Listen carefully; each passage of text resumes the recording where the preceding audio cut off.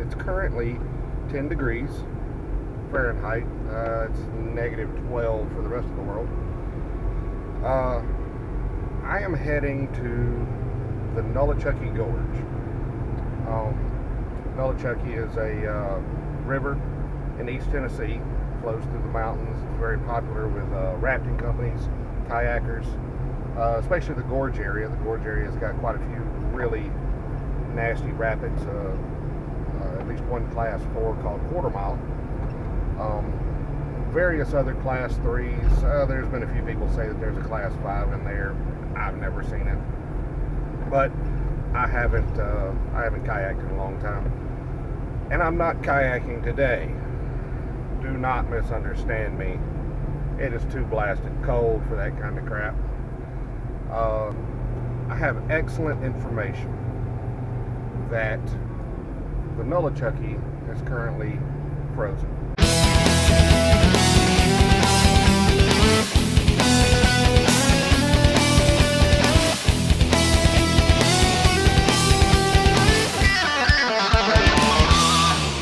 I haven't done any really great searches on the internet for images up in the Nolichucky Gorge. I have looked a little in the past. Nothing real recent. So I'm going to go up in there and I'm going to take some really good photos. I know that there are some beautiful compositions everywhere through the Nolichucky Gorge. This is a very remote area. There's only 2 ways in, 2 ways out. And that's either coming down from Poplar, North Carolina on the railroad, or coming up from Erwin, Tennessee on the railroad. Today we're going in on the Erwin side. I'm going to hike up towards Lost Cove. I don't think I'm going to go that far. It's about 3.5 miles in. I'm expecting to be doing a lot of photography along the way, which is going to take up a lot of time, and I want to make sure that I'm in and out of there before it gets dark. It's going to be cold in there. It's 10 degrees here where I live. We're going a little further into the mountains. The whole river stays in shade almost all day. There's only like maybe 2 hours a day that there's actual full-on sunlight down in the bottom of the river, or the bottom of the valley where the river's at. And there's almost always at least a little bit of a breeze blowing, so it's going to be cold. Well, I'm here. It's cold. Biggest decision I've got to make at this point is coffee. Do I take it with me? If I take it with me, I'm going to have to do something with the cup later. But it tastes awful good. I think it's going to have to go with me. Should have drank more of it on the way here. At any rate, time to get my jacket on. That's better. All right. I guess time to get loaded up and head out.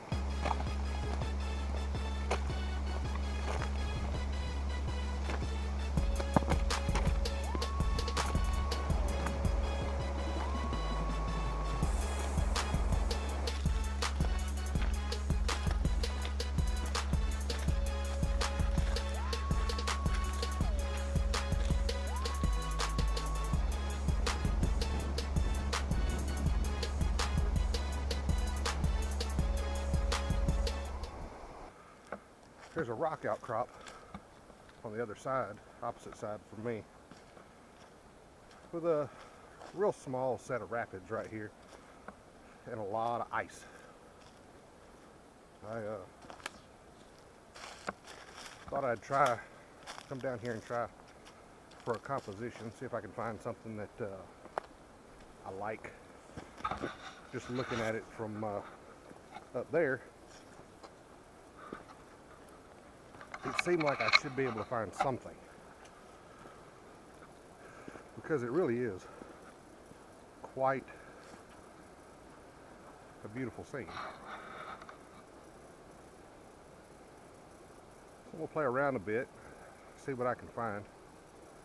If I find something, I'll let you know. If not, we'll keep on moving.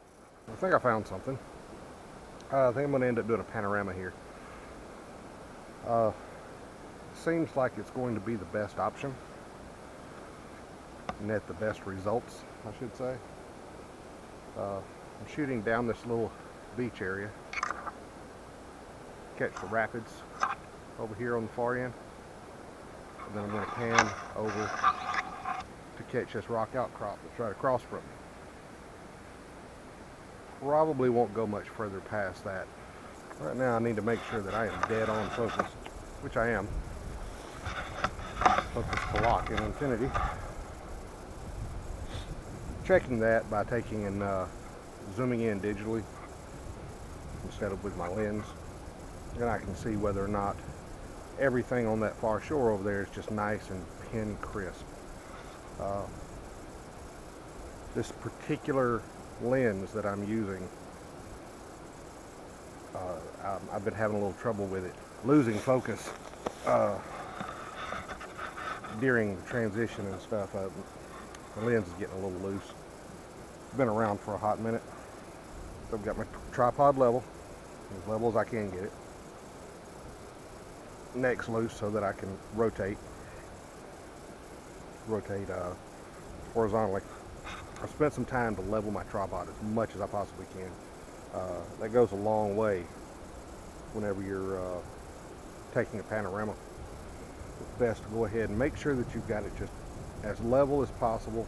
That way, as you swing the camera stays level all the way around. If you're slightly off level, then it's going to run uphill or downhill. And you can fix it in post-processing to a point, as long as it's not real bad, but it's just better if you take the extra time, level the tripod real well first.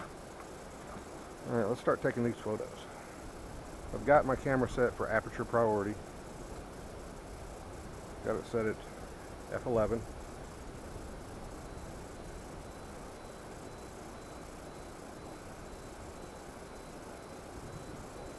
Forgot to change my timer. Still got it on a 10-second timer. Let's change that before we go any further, shall we?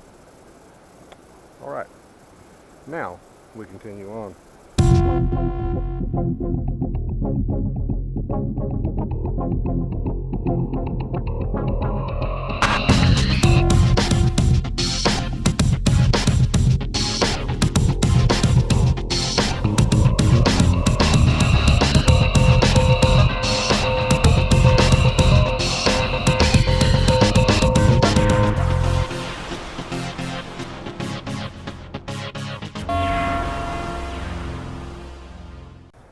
Well, as you can see, I broke out the mask.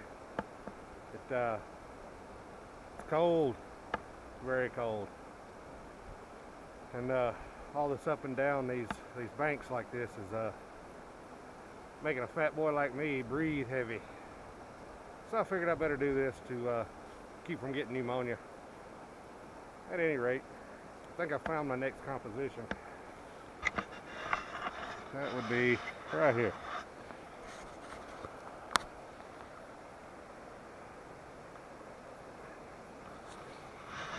I'm gonna see if I can't get a nice low shot right across the top of the ice.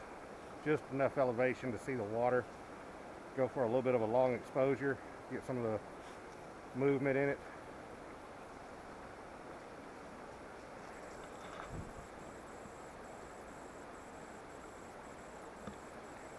Kind of weird. The ice around me is shifting and making noises. Scared the crap out of me. I thought something was behind me and I couldn't see it.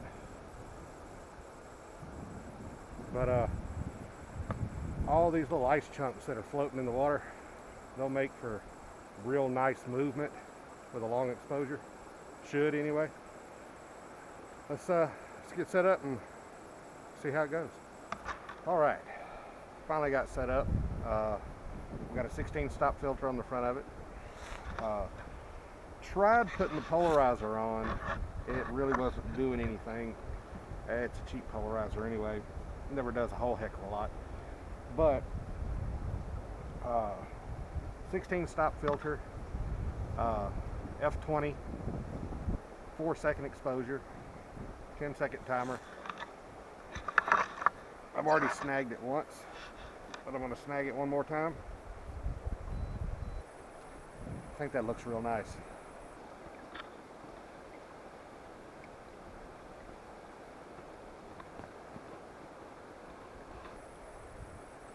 That is real nice. Now there's also some open ice right here where I'm sitting. I think I might try for a little macro on it, because it really is gorgeous. It's making some beautiful shapes. I think I'm going to pull this filter off and everything and see what I can do. I've never really fooled with macro very much, but this has a lot of potential.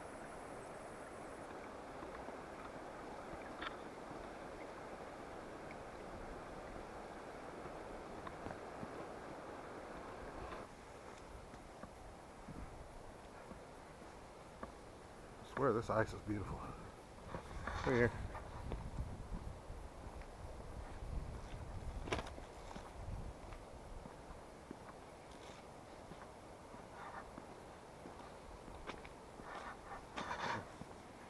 The way it just comes out of the hill there.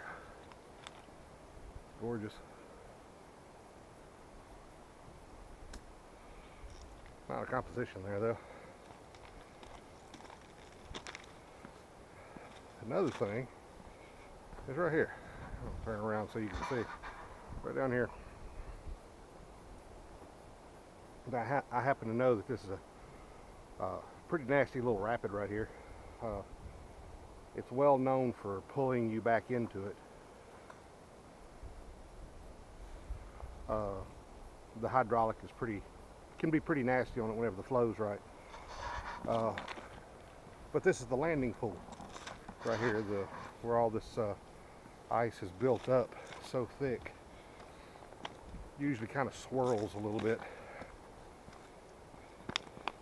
It's beautiful and interesting, but I'm not sure that there's a composition here. I think I have a composition. Not entirely sure how it's going to work out. I know I have a composition that way. So I'm actually going to be shooting 2 photos from the same spot. I don't know if this one's going to turn out as good as I would like for it to. This might just end up being more of a record shot. But that one's going to be gorgeous. I really like how that one's going to turn out. So I'm going to put you down and get set up.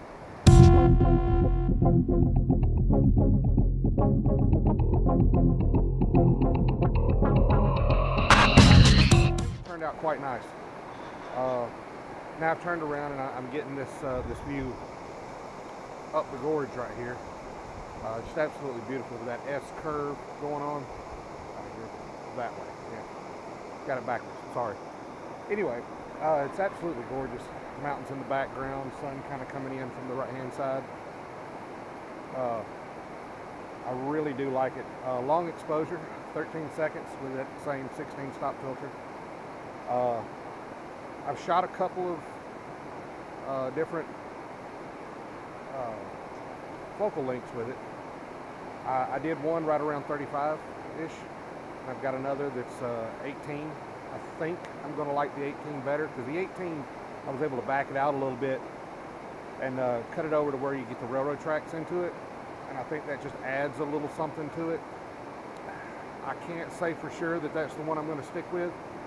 I won't know until I get back and can look at these on the computer and start working with them in post-processing and see what comes out of it. But you'll know before I do, because you're going to find out which one I went with right now.